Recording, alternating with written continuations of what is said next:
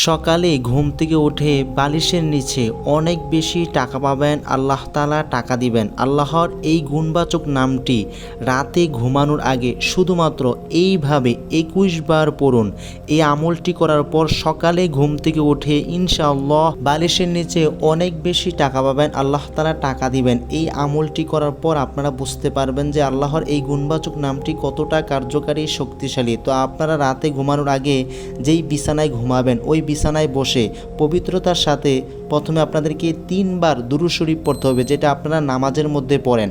তারপর আপনারা আল্লাহর এই গুণবাচক নামটি ২১ বার চোখ বন্ধ করে পড়বেন, পশ্চিম দিক হয়ে, মানে কিবলার দিক হয়ে আপনাদেরকে পড়তে হবে। আল্লাহর গুণবাচক নামটি হচ্ছে ইয়া রাজ্জাকু। এভাবে আপনারা এই দোয়াটি রাতের বেলায় করবেন। এই আমলটি করার পর আপনাদেরকে পুনরায় ৩ বার দুরূদ শরীফ পড়তে হবে।